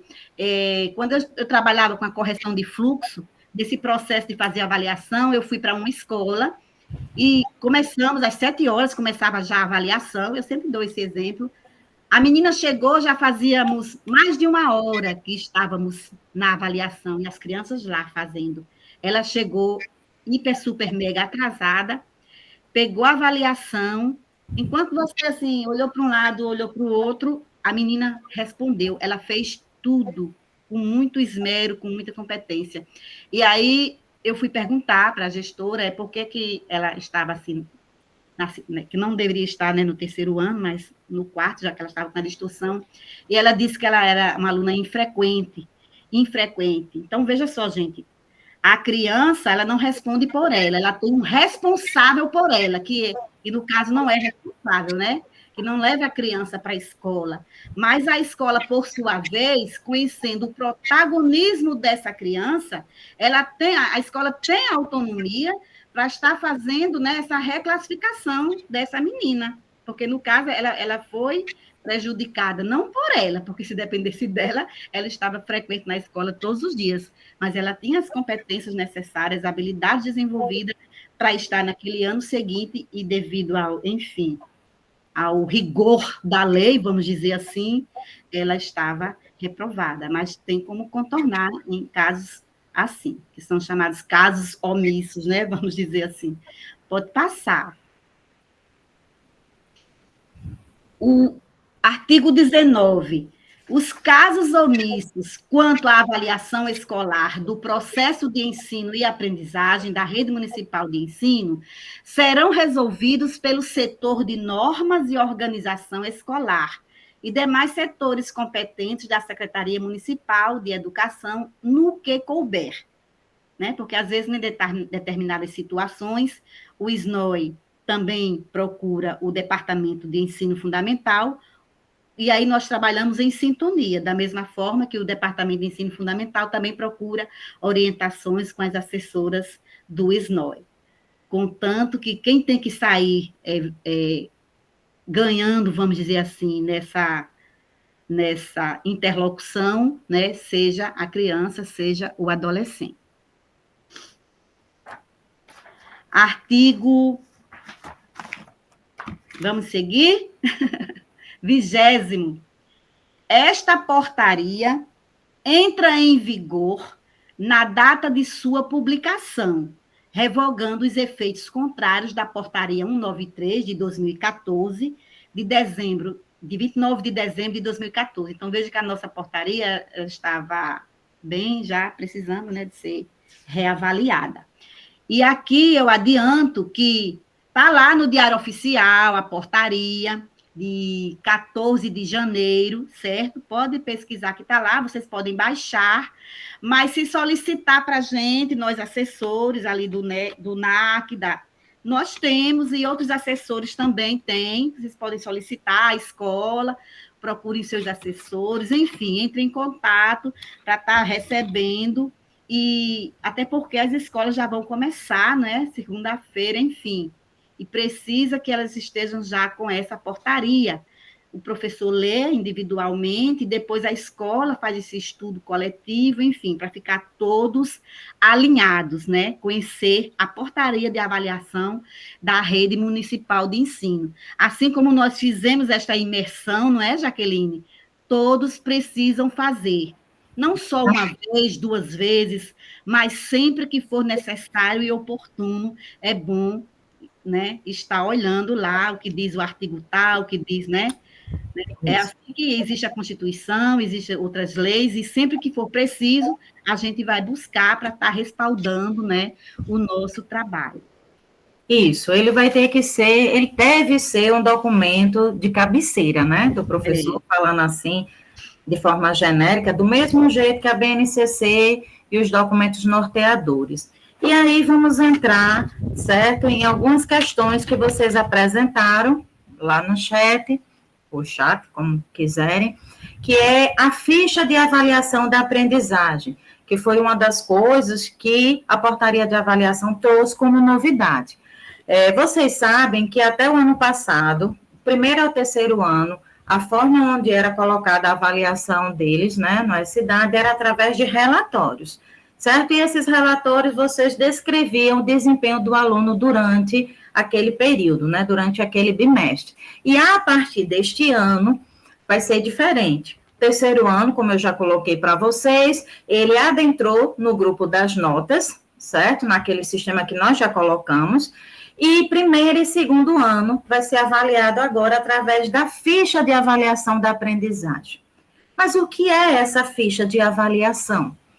Quem teve a curiosidade, né, de já ter impresso o seu documento, percebeu que ele traz nessa ficha as habilidades que o professor tem que trabalhar junto aos seus alunos. E ao lado dessa habilidade, ele traz como é que está o nível de desempenho desse aluno em cada bimestre. Nós sabemos que o professor, ele não vai trabalhar em um único bimestre, ele não vai elencar todas as habilidades, certo? Que constam nesse documento e que também constam no BNCC. Ele vai fazer o quê? Ele vai elencar o que é primordial. Por onde ele vai começar o trabalho dele? O que é fundamental lá no primeiro bimestre ele trabalhar, certo? E aí, no S-Dado, ele vai fazendo esse registro. Aí vem a pergunta de Ana Thalita, né? As crianças devem chegar ao terceiro ano apenas se chegar ao final alfabético? Sei que tem mais a ver com as competências, mas fico com essa dúvida. E aí nós trouxemos para vocês, como Graça colocou, né, um norte, que é claro que vai ser no chão da escola que vocês vão aprofundar essas dúvidas de vocês, mas a gente achou importante, né, antes de iniciarmos o ano letivo, a gente trazer esse norte, dar essa pincelada, abrir para vocês os olhos com relação a esses horizontes. Então, antes da gente passar para o próximo slide, que vai falar sobre os níveis de desempenho e responder a pergunta da Ana Thalita, e como é que o professor vai conduzir essas fichas, eu gostaria de trazer para vocês o que nós fizemos lá no início, certo? Nós fizemos 2 perguntas para vocês. Perguntamos por que avaliamos e perguntamos qual é a importância dessa avaliação na aprendizagem. E eu disse a vocês, quem chegou depois não pegou, né, essa parte, de que vocês iriam acompanhar, né, o desenrolar do documento, e no final a gente ia fazer essa reflexão. Então, olha, vocês anotaram, conhecermos as capacidades dos alunos, foi um tópico, certo? Colocado por Larissa. Ressignificar e avançar nas nossas práticas, né? Daniele colocou para nós. Apreciar e analisar, Omar colocou. Identificarmos pontos né, também foi colocado por Larissa. Conhecer o aluno, definir metas e estratégias de ensino. Rafaela colocou. Saber identificar que o aluno já sabe quais avanços terão, né? Érica também colocou. Perfil dos alunos, o que é que eles precisam avançar, né? Morgana colocou. Analisar a prática a partir dos resultados, fala de Lidiane. Acrescentar a prática, fala de Janilza. Rever os objetivos, metodologias. E fechando esse assunto, né? A Edilza e também a Morgana colocou nos autoavaliar, certo? Gente, quando nós avaliamos, nós não avaliamos só o aluno, nós avaliamos também e principalmente a nossa prática. Porque se eu começo a fazer um planejamento e eu vejo que não está atingindo os alunos, que eles não estão aprendendo, então eu tenho que me reavaliar.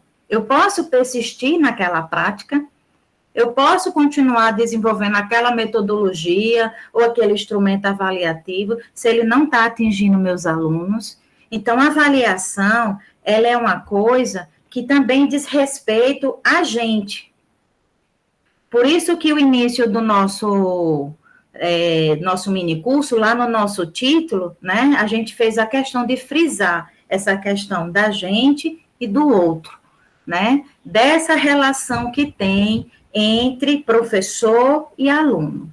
E aí, com base nesse olhar avaliativo, que é um olhar mais complexo, que é um olhar que avalia todos os envolvidos, né, nesse processo avaliativo, a ficha de acompanhamento, ela traz esses pormenores. Coloque lá, por favor, Gabriele.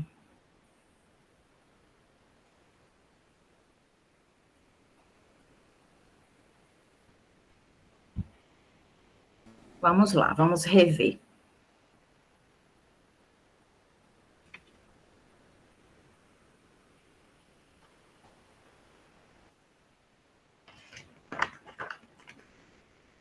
Isso.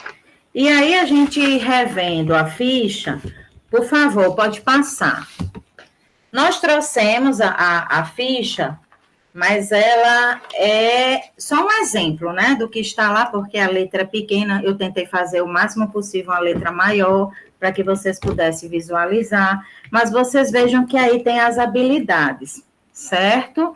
E pode passar o próximo slide.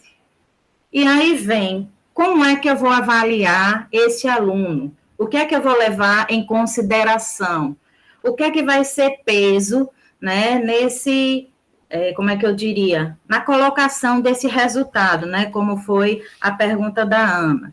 Então, naquela ficha onde tem os bimestres, vocês vão preencher esses bimestres, certo? E como vai ser preenchido? Vai ser com X? Não.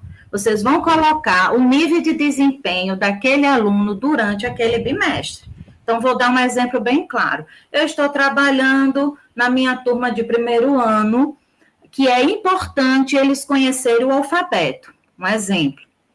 E aí, chegou, vou avaliando, vou analisando, vou vendo que tal aluno ainda não chegou, então vou fazendo aquele meu processo de intervenção durante o bimestre. Nós tocamos muito nesse assunto com vocês, de não deixar para fazer a avaliação só no final, que essa avaliação seja processual, que o professor vá aguardando através de fichas, de registro, relatório, o que ele achar mais importante. Por quê? Porque no final do bimestre, você vai ter que pontuar se esse aluno aprendeu ou não. Então, eu trabalhei o alfabeto com a minha turma toda, e quando chegou no final do primeiro bimestre, o que é que eu observei? Eu observei que João, por exemplo, ele já aprendeu o alfabeto. Né? Quando eu solicito dele, ele já demonstra esse conhecimento. Então, para João, naquela ficha dele, individual, eu vou colocar que o conhecimento dele está adequado, desculpem. Então, eu vou colocar lá o quê? O número 3.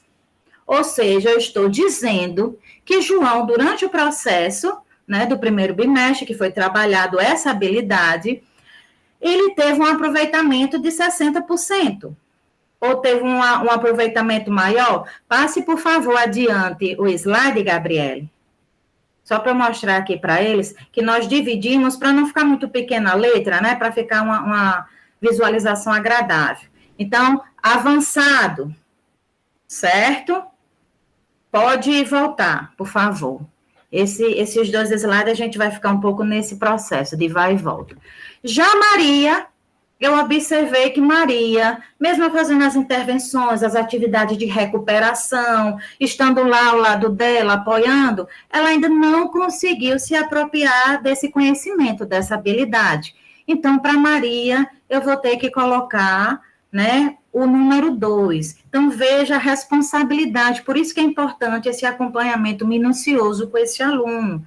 Eu não posso colocar um achismo, porque lá no final do 4º bimestre, eu vou ter que ter um resultado para dizer se essa criança do 2º ano, ela vai avançar ou não. Então, tem que ser um trabalho feito processual. Mas aí eu tenho a Ana, que mesmo com todo o meu trabalho, a Ana, ela ainda não atingiu esta habilidade. Então, para a Ana, vai ser colocado o número 1, ou seja, ela ainda está naquela habilidade com um desempenho insuficiente, certo? Então, nós aconselhamos vocês a se debruçarem sobre a BNCC, a conhecê-la realmente. Acredito que a maioria dos nossos professores já fazem esse trabalho. E dentro dessa BNCC foi retirado as habilidades cruciais para cada ano. Primeiro ano, como o Graças colocou, passa automaticamente, certo? A progressão é automática. Mas o 2º ano vai ser necessário que as escolas elas tenham esse olhar atento, certo? Aí pode colocar o outro slide, Gabriele.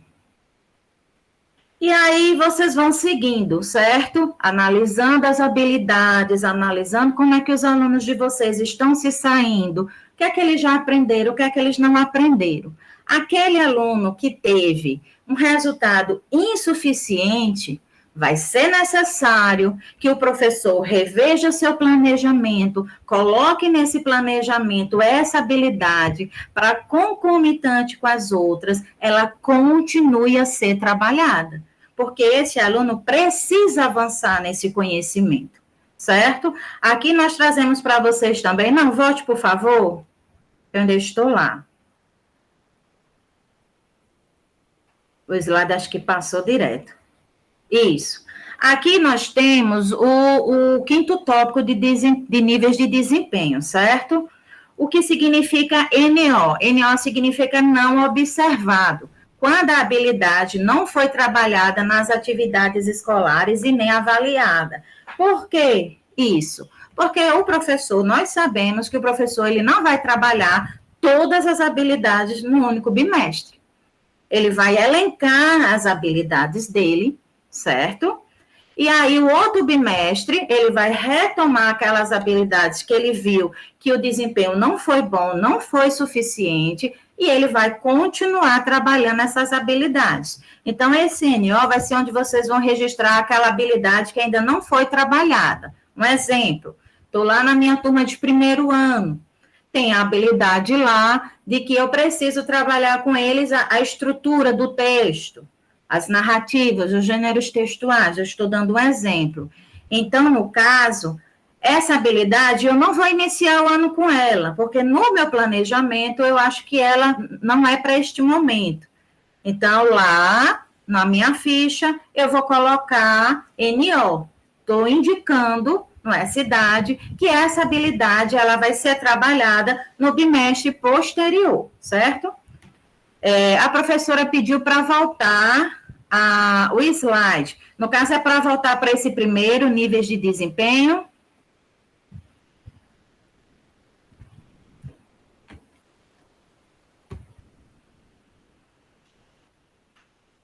Certo. Então, veja, esse material, ele está na portaria, certo? E ele vai estar também no S-Cidade para orientar vocês nesse processo.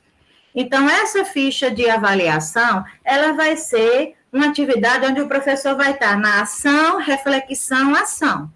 ele vai estar planejando, ele vai estar avaliando os seus alunos, ele vai estar fazendo o seu registro e ele vai estar vendo se esse aluno avançou ou não, se ele precisa retomar com esse aluno para que esse aluno prossiga. Lógico que esse trabalho vai ser feito junto com o apoio do coordenador, com o apoio do diretor pedagógico, e essa ficha é para todas as áreas de conhecimento. Nós temos aqui um colega, né, nós não sabemos se entrar o outro, mas nós temos um colega de educação física. Então, lá na ficha dele também tem as habilidades que são importantes para esse aluno, né, as habilidades corporal, as habilidades que essa criança precisa desenvolver, e ele também vai fazendo esse acompanhamento, como também o professor de arte, professor de ensino religioso, certo? Então, essa ficha é para o primeiro e o segundo anos, ok? E aí, continuando, né, não sei se ficou alguma dúvida, mas se ficou, não se preocupe, que a gente vai abrir um tempinho no final. Aí vem a questão do resultado final, certo?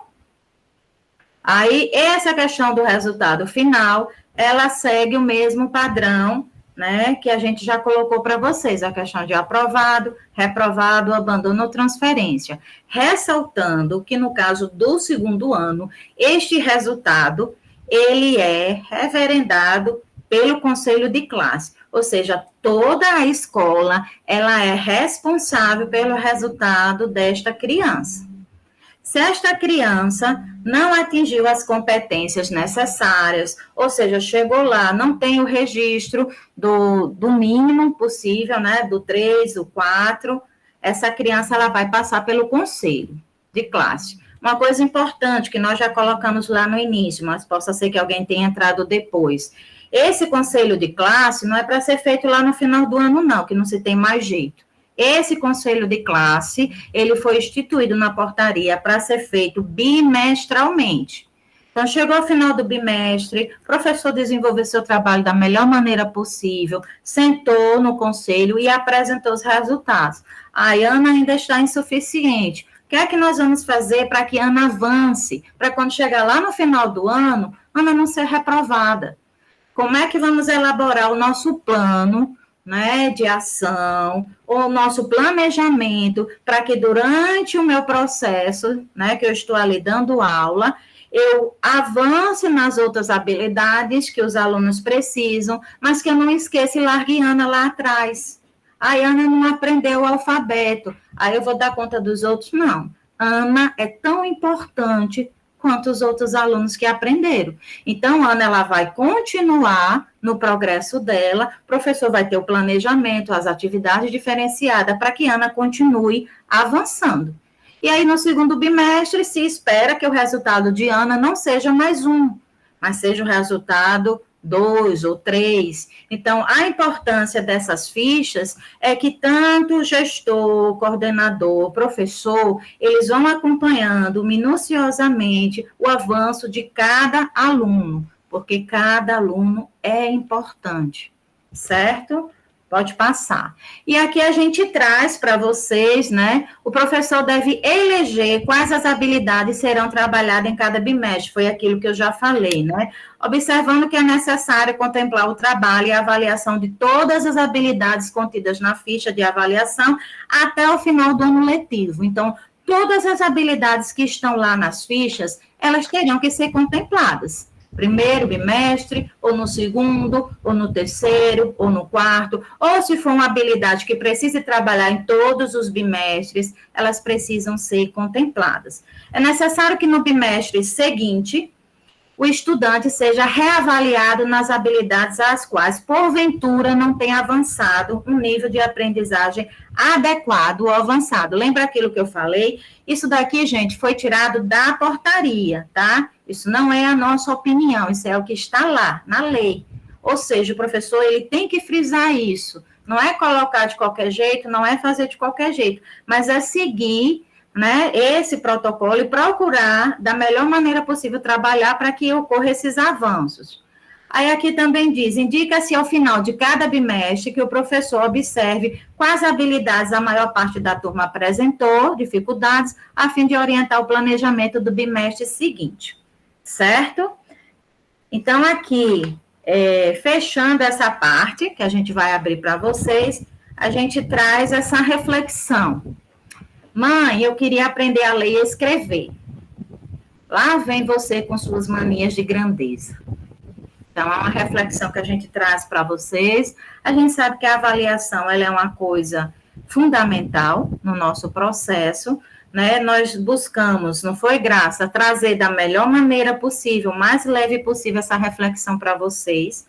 Esperamos que tenha sido uma reflexão deleitosa, que vocês tenham sentido curiosidade, o desejo de se debruçar sobre essa portaria, reavaliar a prática de vocês, melhorar essa prática, para que nós tenhamos resultados bem melhores este ano. Aqui, eu também vou fazer um adendo nessa charge. Mãe, eu queria aprender a ler e escrever.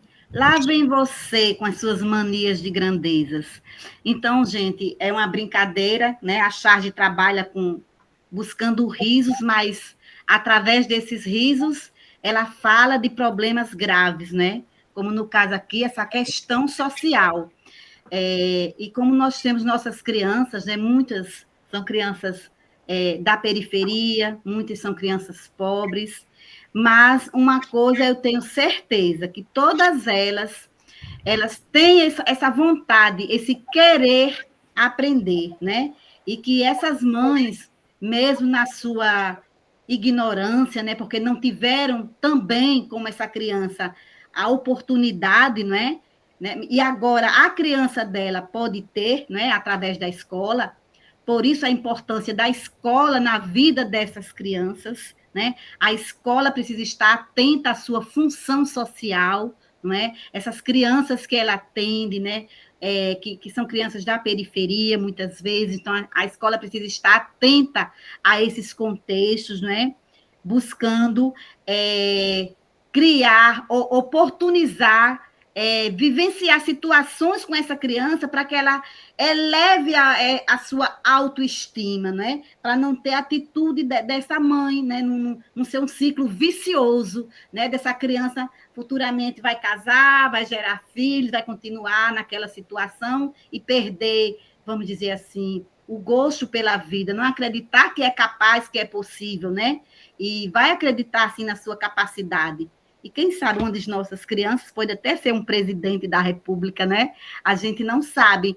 Eu vejo muitos depoimentos de crianças assim que saem de periferia e hoje são doutores, pós-doutores, neurocientistas. Então, quando a gente olhar para nossas crianças, você não enxergue aquele momento, aquela criança, não apenas aquele contexto, mas enxergue nela as suas possibilidades, as suas potencialidades, né? Do que essa criança pode ser capaz, tá certo?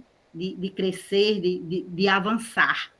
E aí eu queria só lembrar que nós temos, por exemplo, programas como o Bolsa Família, que contribuem para que essas crianças avancem, e na rede municipal de ensino, nós temos o Tributo à Criança, que é um programa também de valorização, né, de apoio a essas crianças que vivem abaixo da linha de pobreza, né? Muitas vezes a gente não sabe o que está por trás, a gente está na sala de aula, mas existem assim outros departamentos de ensino na secretaria que faz um trabalho, né, como o DAI, Departamento de Atenção ao Educando. É muito importante esse departamento da rede, né?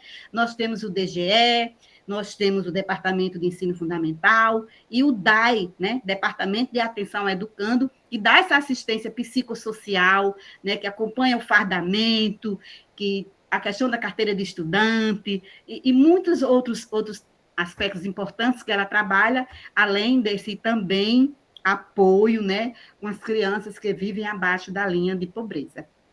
Então, aqui nós vamos terminar, esperamos que tenhamos, assim, atendido, né, a curiosidade de vocês, mas o nosso objetivo foi esse, eu espero que tenhamos atingido, foi trabalhar essa questão da normatização, né, da lei, que geralmente é uma coisa arisca, né, árida, mas de uma forma, assim, alegre, mais descontraída, não é? Enfim, fazendo essa ponte com as charges, certo? Gabi, passe, por favor. Ainda tem uma para fechar. Ainda tem uma para fechar. Tem. Vai lá. Então, e aí nós fechamos com essa mensagem de Rubem Alves. Ensinar é um exercício de imortalidade. De alguma forma, continuamos a viver naqueles cujos olhos aprenderam a ver o mundo, pela magia da nossa palavra. O professor, assim, não morre jamais. Rubem Alves. Pode passar. E obrigada pela atenção, né, de todos. Estamos à disposição, tá bom? Isso. Se quiser, a gente vai às escolas, estamos à disposição, não tem problema, não é, Jaqueline? Exatamente. Nós estamos aqui para apoiar, né, o trabalho de vocês. Nós temos 2 perguntas lá no chat que eu peguei, se tiver mais alguma, né, a nossa... esqueci agora, Gabriele. Moderador. Isso, a nossa moderadora traz para a gente. Uma pergunta foi sobre a questão da reprovação, né, no 2º ano, que nós já elencamos a questão da responsabilidade. A Graça falou muito bem a questão do olhar, observar a questão lá verbal, mas ela pode ocorrer sim. Lembrando que o conselho de classe, né, vai referendar. Isso, esse ato, e que esse aluno, que porventura ocorrer isso, que a gente espera que não, ele vai ter que ter um plano feito para ele, certo? De recuperação dessa aprendizagem. Do mesmo jeito, aquele aluno que avançou, mas com dificuldades, também vai ter que ter um plano feito de recomposição, certo? Para que esse aluno, ele possa avançar. Ou seja, não é reter por reter. Você tem que ter aquele compromisso. Se você não conseguiu, por N motivos, fazer com que aquele aluno avançasse, então você vai ter que elaborar um plano de recomposição para que esse aluno continue avançando, certo? Outra pergunta da Elze é: receberemos as diretrizes, um regimento do conselho de classe, já que precisa constar no regimento escolar esse colegiado? Olha, a portaria, ela já traz todas as orientações, inclusive a ficha de avaliação, ela traz todas as habilidades que precisam ser avaliadas. Então, o que o conselho precisa fazer é se debruçar sobre esse documento, se debruçar também sobre o planejamento do professor e ver se esse planejamento ele está em consonância, porque o que é que vocês vão, não vou dizer validar, mas o que é que vocês vão acompanhar? O processo de aprendizagem desse aluno. Então, Ana chegou lá com nas habilidades de língua portuguesa ou de matemática. Então, vocês vão pensar quais são as estratégias junto com o professor para que esse aluno avance. Se o SNOI, né, que é o setor de normas que acompanha esse processo, irá, além da portaria, oferecer outro documento, nós ainda não recebemos. Mas os diretores, eles podem entrar em contato com o SNOI e perguntar, né? Todo esse material, ele vai estar lá no E-Cidade para vocês, esse material da portaria, as fichas, esses níveis de acompanhamento que eu passei para vocês, essa parte da importância, né, do professor saber como elencar suas habilidades. Mais alguma pergunta?